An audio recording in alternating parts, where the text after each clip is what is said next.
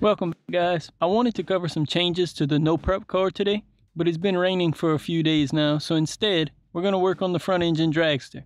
I'm going to go over installing all the electronics, but first let's get you caught up. I made a new motor plate to fit better in the chassis and made it out of carbon fiber since I had some extra on hand. I also have the motor installed already because there's really not much to cover there. I cut the axles and got them welded back together. This was really difficult because of how small they are, and it was really hard to make sure they were straight. I think they'll be okay though. They're definitely strong, and even if there's a little wobble, I'm hoping it won't affect too much since they're so short. If you follow me on Instagram, you might have seen I already did a little testing. Well, I decided to beef up the rear a little. I made the hinge points on the rear plate thicker and then made a small carbon brace to strengthen it up some more in the rear. It really ties everything together and I don't feel like it'll break anymore. So now we can proceed with the electronics. This is basically all of the original electronics from my Street Eliminator car. I wanted to mount the ESC up front originally, but it just made more sense for it to go in the rear. It basically just slides in the back. It's a little tough to plug everything in, but after that, it's sort of sandwiched in with this 3D printed plate. You'll see what the bracket is for in a little bit.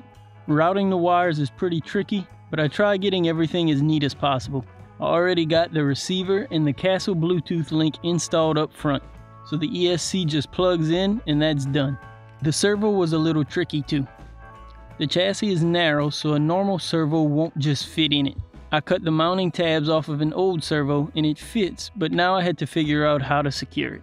I tried something a little different and it seems like it'll work. So with the servo I'm gonna use, I unscrewed the 4 screws that hold the case together. These screws pass through this 3D printed mount and back into the servo. Now I have 2 mounting holes that I can pass 2 screws through the chassis, and after trimming the mounting tabs, I can secure the whole assembly in. But before I tighten it all the way, I need to get the servo horn centered. So I'll power it on and center the servo. The horn can be pushed on so that the wheels are straight as possible.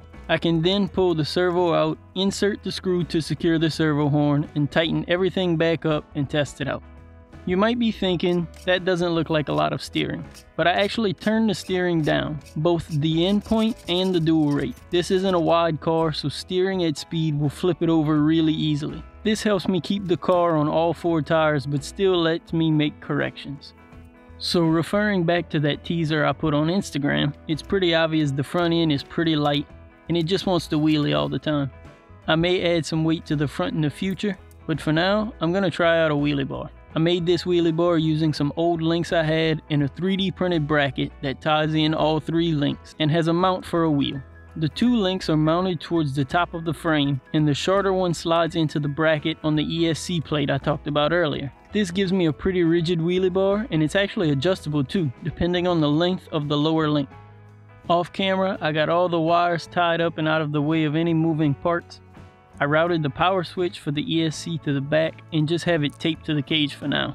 I guess that's about all I got for you today, so thanks for watching. Peace. Okay, no, I can't do that. Let's see if I can make a few hits in between the rain.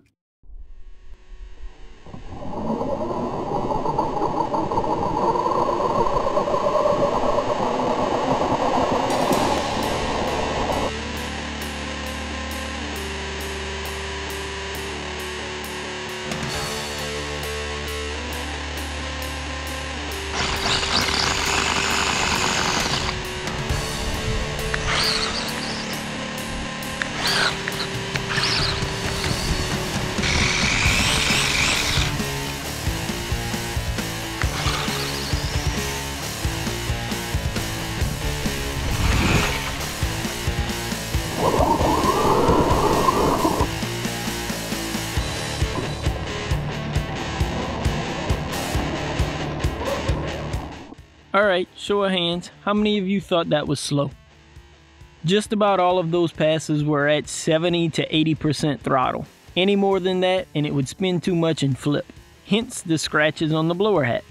I have a good bit of tuning to do, including some tuning in the transmitter, and hopefully I can get all of that done by the time I can get the timing system set up for the Street Eliminator car. That way I can compare the two and maybe even race them if I'm comfortable driving both cars at once. I'll probably do some more videos on the tuning process with this car, so make sure you're subscribed and click on the bell to get notified when I upload new videos. Leave a like if you've enjoyed this build, and as always, thanks for watching. Peace.